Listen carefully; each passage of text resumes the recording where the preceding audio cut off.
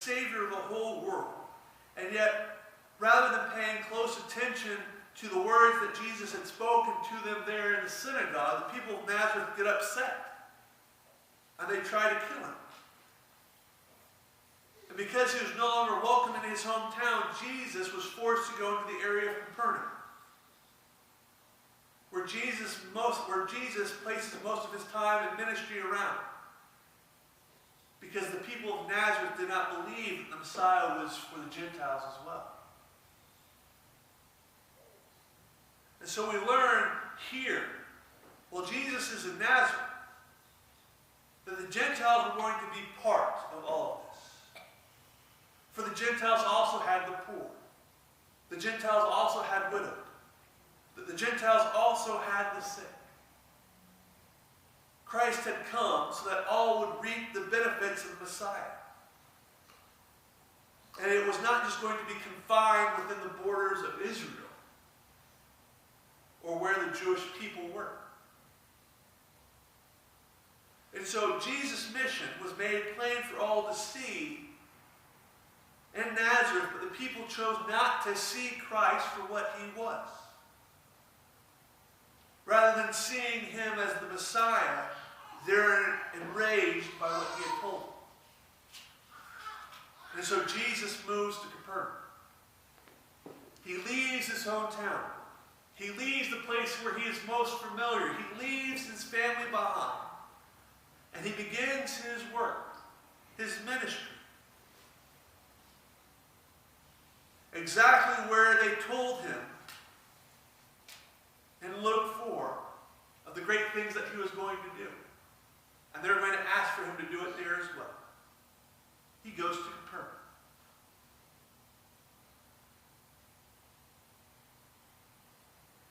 Now I'm going to let you know something. I am a big geography person. I love geography. I really do. I'm sorry for Corey and your name's Scarlett. Scarlett. I feel sorry for Scarlett because you probably have geography anyway in school. So you're going to get a geography lesson. I apologize. But when we see the town of Capernaum, Capernaum is on the shores of the Sea of Galilee. Now, the city of Capernaum, and why Jesus went there, is a significant city for a number of reasons.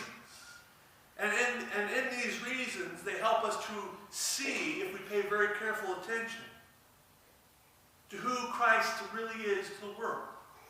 How he has revealed through his choice of location where he performed the bulk of his ministry.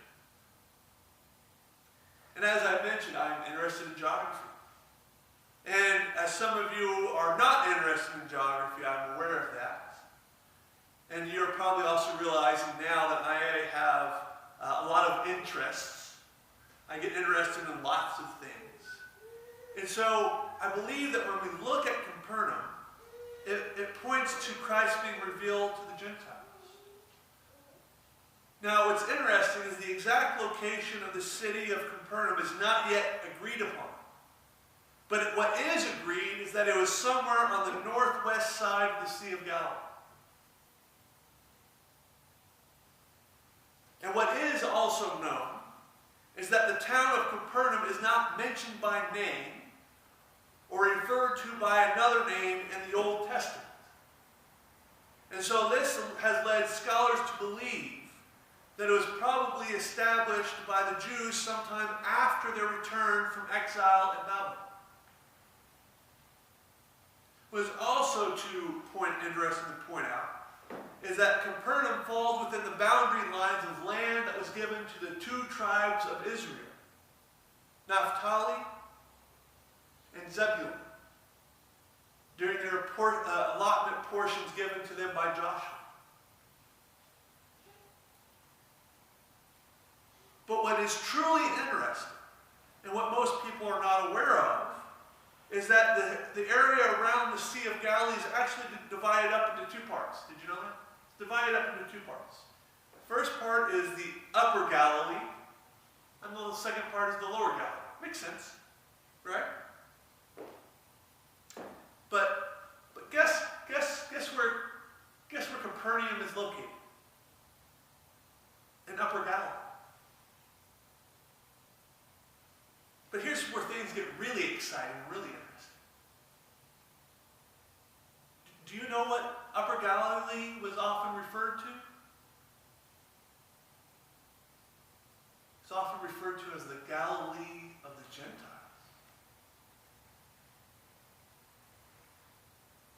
So why was it referred to the Galilee of the Gentiles? Well, because of the large number of Gentiles that had occupied the area and the surrounding towns. For the Gentiles in that area were the dominant group. But Nathan, you just told us that Capernaum was established by the Jews. That may be true. But the reason why it was called the Galilee of the Gentiles is, as some scholars point to the reason why it's referred to this, you have to go back to 1 Kings 9, 10 through 14. Where King Solomon gifted 20 towns in Galilee to King Hiram of Tyre as payment for the lumber and gold that he had provided so that the temple could be built. And we also know from an ancient Roman writer named Strabo that the area was also filled with foreigners from Phoenicians to Egyptians to Arabians. And then we also learn in Luke 7, 1 through 10 that the town was also occupied by the Romans. And now I know what you're thinking. What does this geography lesson have to do with anything? Well, it's important. Because the area of Capernaum was the center of Christ's activities for a large part of his earthly ministry. This is where he called some of his disciples from. This is where he performed mighty works. This is where Jesus healed the centurion's servant. This is where Jesus healed a nobleman's son. This is where Jesus healed Peter's very own mother-in-law. This is where Jesus healed a paralytic man. This is where Jesus cast out a demon. And this is where also Jesus raised Jairus' daughter to life. Not to mention, this is where Christ delivered two of his most powerful teaching moments. The first of which is when he uses a young child to teach his disciples about humility. And then he delivers his discourse on I am the bread of life in Capernaum. So what does all that mean, really, Nathan? Well, it's quite simple, really. Everything that Jesus did in and around Capernaum took place before both Jews and Gentiles.